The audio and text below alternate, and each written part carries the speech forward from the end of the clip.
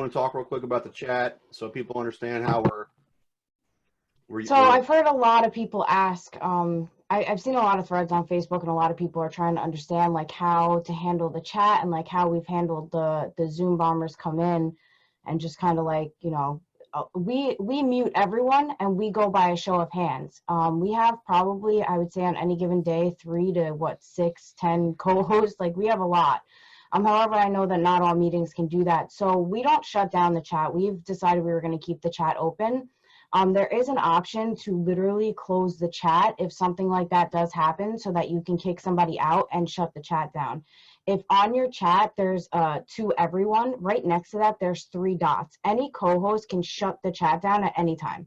So if somebody posts something in there, you can literally shut the chat down, go to the person, kick them out, and then reopen the chat. For me, I think the chat is really important for the newcomers who are in the meeting to be able to not have to raise their hand and say something in front of anywhere from 30 to 100 people. So I think the chat is really important for some people to be able to say like, hey, I need help, or I need a sponsor, or I need this, for like, you know, people to get in touch with them. So that's just a tip on how to shut down the chat. And I mean, the North Star group has been extremely effective. We got bombed yesterday and it took us 2 seconds to get the person out, and they came back in probably about 3 times. So it's just really important for the co-host to stay on top of it while this happens. And I don't see them coming back to the meeting continuously if you continue to do that, because they're going to say like, we can't get in this meeting, we can't do anything in this meeting, it's not being effective. So I'm sure as long as you guys are on top of that, they should go away. And yes, this is not, I seen Laura say, have other platforms been affected? Yes, I use another platform on this and they are getting in other places. Again, it's just staying on top of it and being super effective with the co-host to kick them out as soon as it happens. So I just wanted to touch on that because I know a lot of people are leaving. We've been here for 1 hour and 45. So if you have any other questions, you can direct it to the chat. While everybody's here, just give me 30 seconds. The other advantage of having a chat and people monitor it, like Jess talked about, is being able to communicate things that are stock, quote unquote, standard things you want to communicate to your members during the meeting.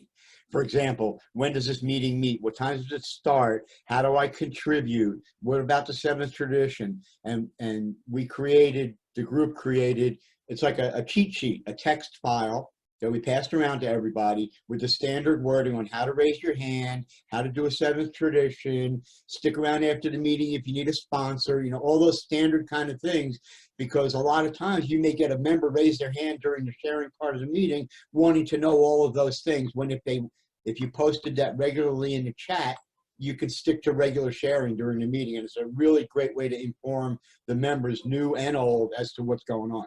So, but it takes some babysitting. Be ready to babysit it. Also, I think Shane really quick can touch on just some of the settings that we've disenabled for like video or the picture upload and stuff like that in the chat. Yeah, when you click or disable file share in your general meeting settings or the admin account, that takes away the upload to chat.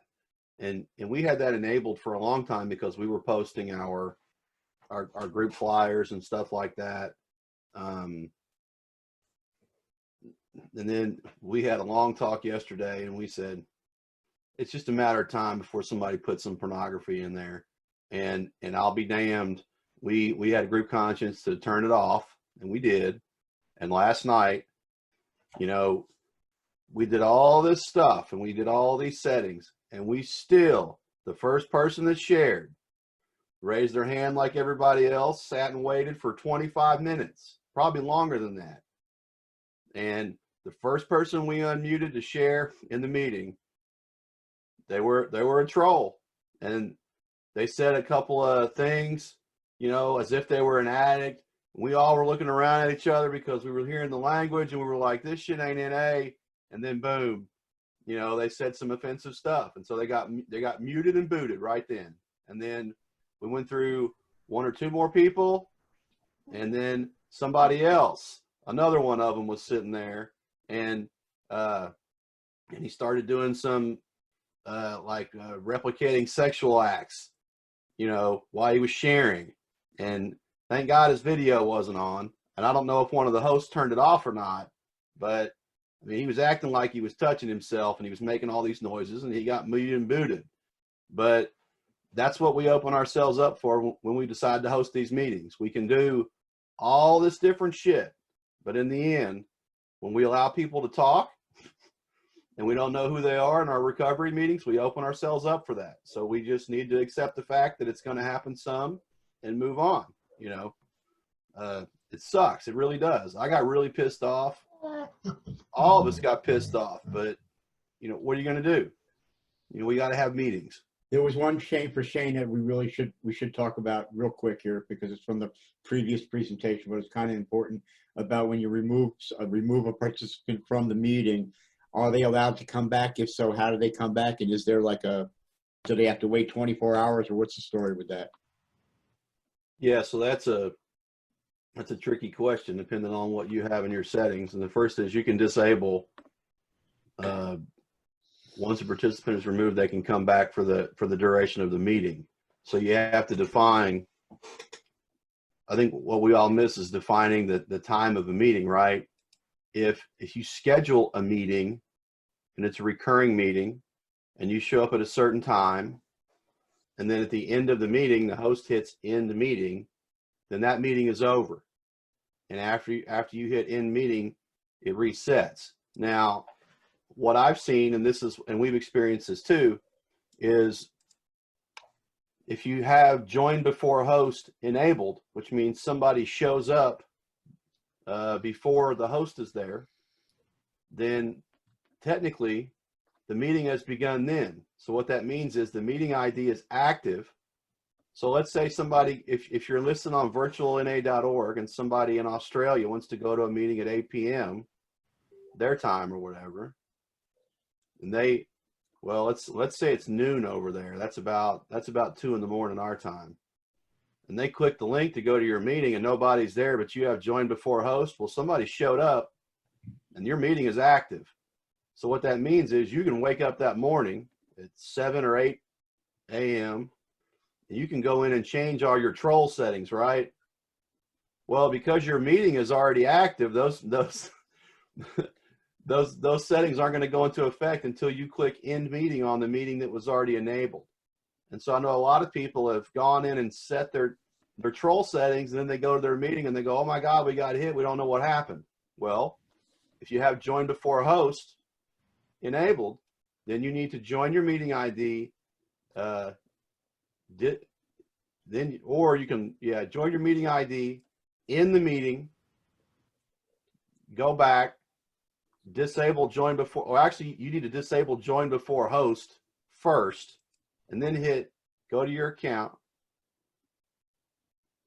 save, stop everything, open one of your instant meetings, go to your meeting, hit end meeting. Then join before host is disabled. Nobody can come in and open your meeting up, and you can change all your settings. You can save them, and then go open your meeting again, and your settings will be changed.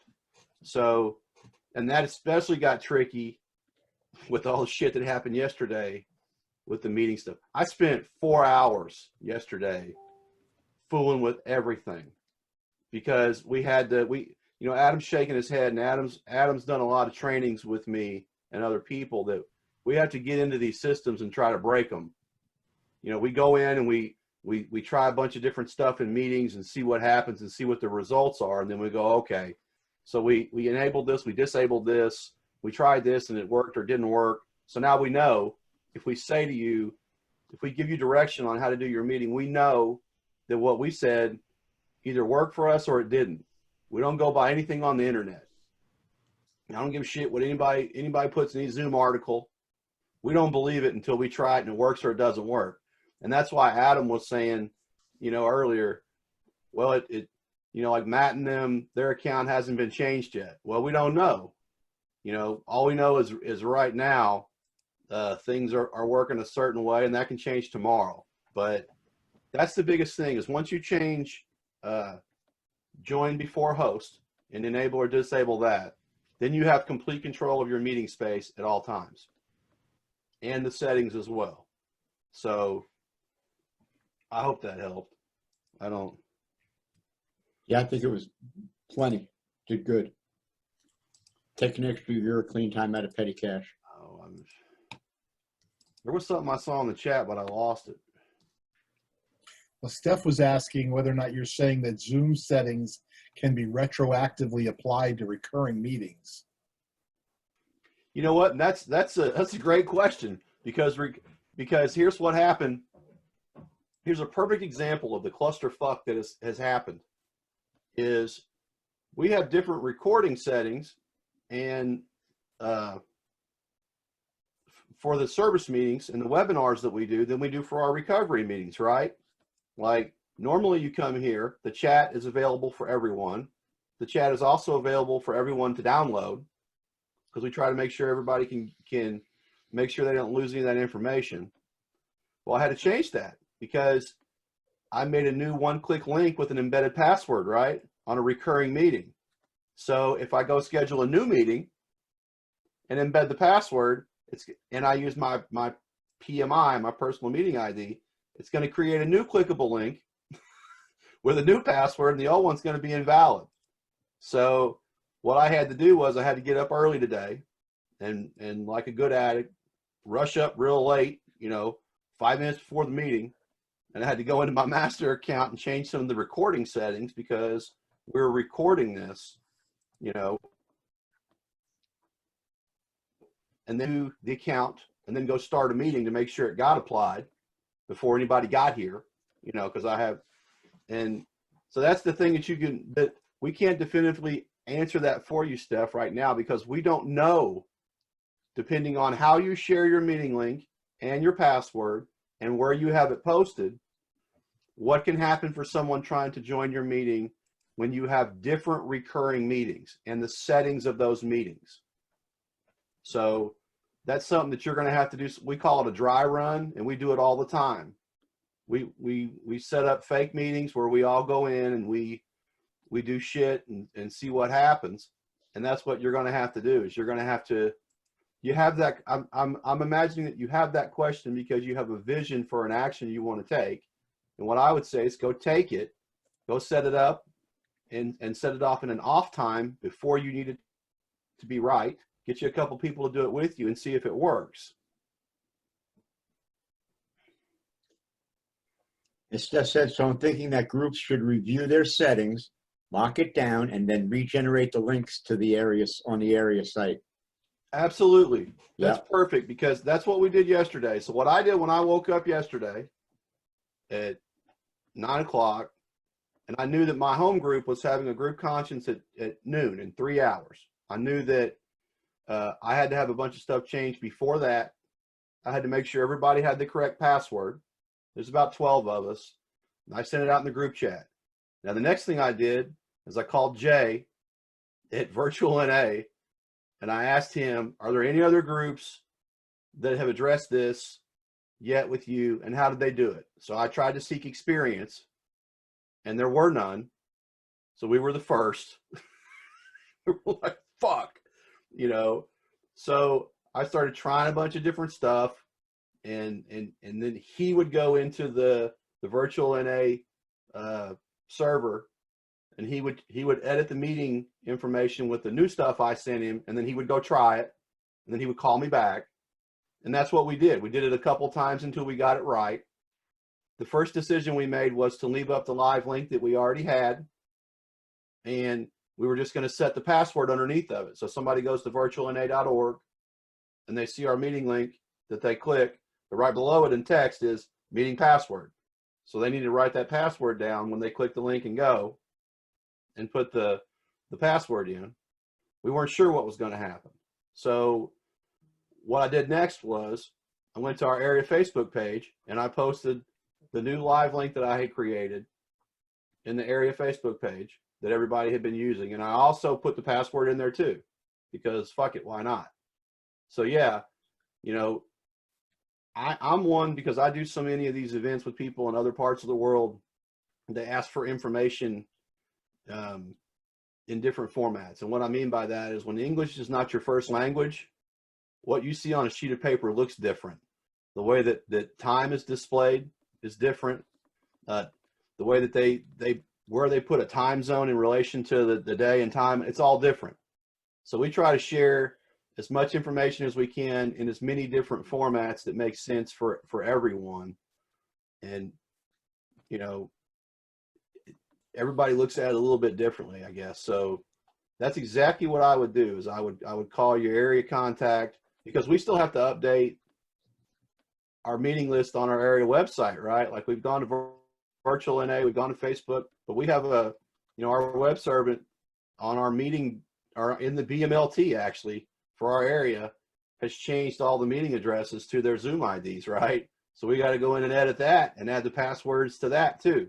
So you need to create a new password embedded link, and you also need to share the password. You know, if, and this is where everybody's running into, you know, are you going to share your password or not? Well, here's something to think about. And, you know, a lot of people are saying we don't want to share our password. Well, I would challenge that with the question, is that a real NA meeting? If people can't come and go freely, you know, does that meet the 6 points that are in the group booklet that says that, you know, an NA meeting follows the 12 traditions and the 12 steps of NA, you know? So, you know, if it's not a real NA meeting, should it be on a service body's website? You know, I mean, the Facebook group's one thing, you know, but when we start, like Steve was saying earlier, when we start limiting who can come and go in our meetings, then that doesn't meet the 6 points of an NA meeting. Now that doesn't mean that it isn't a NA service, because H&I does the same thing. You know, H&I, only certain people go into H&I meetings, right? But is it a regular NA recovery meeting? I don't know. You know, so that's just something to think about. Shane, real quick, somebody wanted to ask if you could just go over real quick again. Do you have the ability to deny re-entry of a person once they've been removed from the group? No, yeah, you do, but that's what I'm getting at, is where that was biting people in the ass end, is that they didn't realize that they hadn't ended their meeting yet in order for that to take place. So they showed up at the next meeting expecting to be able to boot someone, and it didn't work, and then they want to know why it didn't work. Now here's something else too, is what you see as a host on your screen when somebody joins your meeting is you see a profile pic and a name, right? But you don't see their IP address. So the same person, for instance, the guy's last name was Aiden, the first guy who trolled us, right? And he had it's Aiden A, right? So Aiden A comes in, that's the name that we see, and then we see some sort of video or a picture, right? We don't see his IP address. So you can boot Aiden A, right? Now Aiden A can go to his second Zoom account that he's already got. He can change his name, put the same profile pic, and show up from a different IP address. You know, a different email. Actually, they track it by email or IP address if you just go to zoom.us and you don't log in. It's because that's what, see Adam's shaking his head, is that's what they're really doing, is they're just going to zoom.us, and instead of logging in from an email, they just show up. It asks, you know, they put in our meeting ID and our password. It asks for their screen name, and they put that in real quick. They can keep showing up from a new IP address over and over and over. The same person can show up with a different video and a different name. You throw them out and they come right back in. Like, we can't stop that, you know. All we can do is get our settings as best we can to control the atmosphere recovery as best we can. The other alternative to that, right in the middle, if it happens in the middle of a meeting, and let's just say you're getting bombed by a dozen bombers all at once, and it's really getting to the point where it's disrupting the meeting, you might want to talk about just locking down the meeting at least for a little while, so that you can continue to pass that message of recovery. Then eventually those trolls will say, "Oh, damn, they locked down the meeting," and move on to someplace else. Well, yeah, and that's, you know, that's another thing. That's like locking the door to your meeting at like, let's I know. There's a bunch of people in the hallway, dude, and they start pulling their pants down outside your meeting. You know, like well, what do? You lock down the meeting, right? Or they're in your meeting. 6 people run in and they run in naked. You drag them out in the hallway, you shut the door and you lock it. All right. And they come in the window. That's essentially the same thing. Is it? Yeah, I mean, we actually locked our meeting last night. Yep. What we did, because we allow fellowship at the end of the meeting, we do a half hour before the meeting, and we do usually about an hour after the meeting, because we've had a pretty big meeting. So 5 minutes left to the meeting, I asked, we decided we were going to do fellowship, even though we've been bombed. And we thought, how are we going to control the space? And I said, fuck, we're going to lock the meeting, because it's not at the end of the meeting, the recovery time, when people would go to virtual NA and see there's an NA meeting, that 90-minute meeting is over. So that's what we did. We at the end of the meeting, we knew people weren't going to be joining from the virtual NA website or anywhere else. We locked the meeting. And, you can lock the meeting and then unlock it. How? So How do you unlock it? Somebody's asking. I think it's right in the exact same thing. You just unlock it. Like if you're a host or a co-host, in the bottom of the participants list is a more button. And if you click on that, there's some options, and one of them is lock meeting. Hey, Adam, lock the meeting and then unlock it. See if it works. Okay, I am. Nobody else is coming. I now get something on my screen that says, no new attendees can join this meeting once locked. And I hit OK. Can you unlock it? Or did I just lie to everyone? I can go to unlock meeting, and now I get new attendees can join this meeting once. Okay. Okay. Nice. So that would be, that's something that they added, is we've never locked it and unlocked it. We've just locked it because we've only locked it the one time. But it's good to know for everyone now that think about this, and this is what I did last night, is I watched our participants tab, because we knew that we were going to be bigger last night because we were the only meeting on virtual NA that had a passcode listed at 7 p.m. So we knew we were going to be bigger than we'd been the last couple of Fridays, and we were. We went way back up. Now what happened was they all got there early. The trolls sat in early. But what also happened was about 2 minutes after the meeting started, people started flooding in from virtual NA because they were trying to click on meeting links one after another and couldn't get in until they finally found us, and we were like the 7th meeting or 8th meeting on the list. And then about halfway through the meeting, we started going up again because the trolls were all coming in at once. And what you'll see is, you won't see, if you normally watch, you'll see 1, 2, 3 people join, right? Well, when the trolls come, you'll see like 10 or 15 come in less than 60 seconds. And that's when you're like, you can notice that if you watch the participants tab in the top right and have it open at all times as a host. For the fun of it, what we've been doing, and it just started to become a fun thing, but it's actually sort of like paying off now and running the meeting, is we've been sort of watching the flow of the number of participants, how many come in, how many are there at the beginning of the meeting, how many are there at the end of the readings, how many are there halfway through, how many are left over that have their hands up at the end of the meeting, is our share time too long, too short, adjust the meeting to try and get everybody to share. But what that did was, last night, it was like, excuse my language, like, holy shit, we just got like, this is unusual. Something's going on here. We got a lot more people at the first 2 time marks, for lack of a better term, and it was unusual. And I personally, and Shane knew it too, that we were going to get more members because of the password issue on virtual NA, but it was beyond that. It was like something else is going on here, which sort of got a couple of us, I'll admit to it. I got my adrenaline going because I was ready to, okay, the shit's going to hit the fan. What do I got to do to be ready to keep the meeting flowing? And the most important thing was the chairperson that was running the meeting just kept doing their thing. Picking hands, you share, thanks for sharing, who's next. And that part went smooth as silk. And the co-hosts in the background said, okay, well, there's 3 people watching the chat, 2 people watching the videos. And just as the shit hit the fan, we just addressed it, and it was an adrenaline rush. It really was. And in a negative kind of weird way, it was kind of cool because it showed us that we can actually handle these idiots. Yeah, and we actually had a big fuck up last night, but it worked out. Like, I was host from my phone because I had disabled join before host, and I was walking my dogs. So Hal and Jesse got there early. Jesse was chairing the meeting, and Hal was what we call the chat bot. Hal was working the chat. And so I passed the host to Jesse and co-host to Hal. And I went on walk my dogs. And that was at 6:30. I came back at 5 minutes till. I was still on my phone, and things got bigger and bigger and bigger. And I said, "Oh, we're going to have a big meeting. I need to switch from my phone to my laptop." Well, in that process, that went on while the meeting was going on. You know, I sat on my phone for a while, and then 10 minutes in, you know, all of a sudden, it took the host away from our host. It took the host away from Jesse.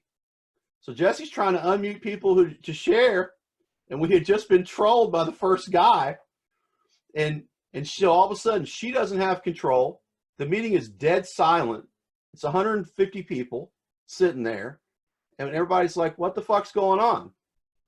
Jonathan immediately jumped right in and went to the next person. I opened up my laptop, joined the meeting again on my laptop, left my phone, found Jessie, made her the co-host again, and then I kept host for the rest of the meeting because the host account, you know, somebody has to be the actual host, and then if my internet goes down, it transfers the co-host. But since we already knew that it had taken host away from her for some reason, I just kept host and co-hosted her, and we were only down for one share. And nobody in the meeting would have known that, but you should have seen how our fucking buttholes puckered when all that went off. So I'm sorry, I gotta laugh. the group chat that we have just blew up. Everybody, what's going on? What happened? You know, and because we've set protocol that when these things happen, this is what we do, and these are the assigned tasks that we've already assigned to these roles. You know, Jess and Amber and Megan they're quick. You know, everybody has assigned tasks, and the funny thing is, like, I think they all, you know, they pick their roles. They show up before me, say, "I want to do this." Okay, well, you do that. You know, and we have a whole group of people that show up. I mean, we have a 7-day-a-week meeting that has at least 4 tasks. Now it has 5 because we have we've disabled join before host. So now there's a 5th role if someone has to show up at 6:30 and they get assigned by the person who picks the chair of the meeting to make sure the room is open at 6:30. So that's a 5th role. And even though you see 5 roles, there might be multiple people doing one role. Like we might have 3 people working the chat and 2 people doing video, you know. So and we take turns doing different things. We hate it. You know, I hate doing the chat because I don't type well. You know, Jess loves it. You know, Hal loves it because their skill sets of what they do in life. We match people to their skills. You know, I'm pretty quick at renaming people and watching video. I just scroll the whole meeting. Most times people don't even know I'm at the meeting because I'm just in the back changing video. So, I mean, who else has been hit? Jay, you want to talk about how you got hit on? Is that the same Jay that would also talk about the virtual NA site? Because there were a couple of questions early on that we never got to in regards to what they have to submit to the virtual-NA. He might be on a meeting. Yeah. Jay. He's on another meeting. Here he comes. There he is. I'm here. Addict Jay. What do you want to know? I mean, we've been hit. We were hit last night with 6 people came in.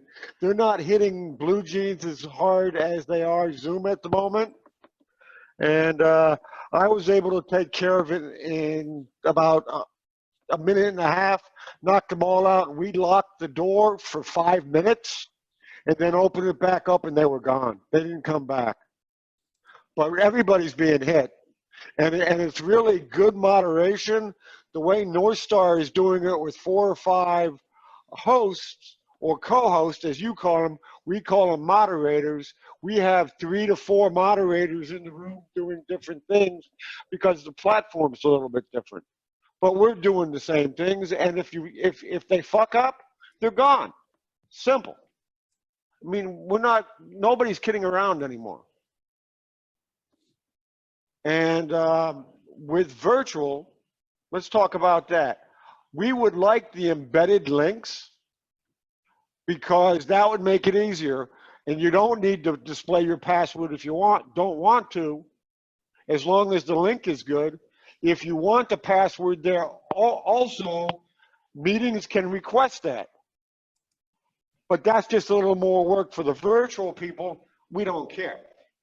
We want everybody who's listed up there, because we're not going to chase you down. And sooner or later, when people start complaining, and they are, the emails that are coming in already, give us the passwords. And it's like, okay, guys, can't chase you all down. Not the job of the BMLT to do that. So please, if it's happening, send us your paperwork, and it will be taken care of within a couple hours, unless it's the middle of the night. We need to be mindful of in our settings, because we're talking about two different platforms, is that Right. if you have join before host disabled or enabled, and it means yes, it's on, you can in Zoom, and you allow people to join before the host, and they have the password, then they show up to the meeting, and if a host isn't there to moderate it, the same kind of stuff can happen in your Zoom meeting if nobody has the host controls, you know, that you're talking about. So that's why join before host is crucial. Be on or off, and know what you open yourself up for by having it on or off, you know. Yeah, I mean, you got to really think about it both ways. If it was abused, and we check the logs to see who's in the meetings at the right times, if it became abused, we would put the moderated on, just like you do, that you need to moderate. Well, But I can tell you, we were in a different time 3 or 4 weeks ago when we first started. Oh no, absolutely. Yeah, we left it open 24 hours. People were showing up. I was getting emails 1, 2, 3 in the morning. The people were in the meeting, 4 or 5 people, and they were having a recovery meeting. They would never have nothing fucked up until about a week ago. Oh no, You know? I mean, and that's the whole thing. It is a different world than it was a month ago, before this all happened, and it will be a different world rolling forward. But we have to remember that, as you said, as Steve said, some of us have been dealing with gatekeepers and everything else for almost 10 years. And Narcotics Anonymous meetings, you don't have gatekeepers. So, I mean, that's just something that we've been fighting with the powers that be back and forth. It really isn't a big deal at this point for us. We do what we need to do to have a meeting and carry the message to the addict that still suffers. That's what's important to me.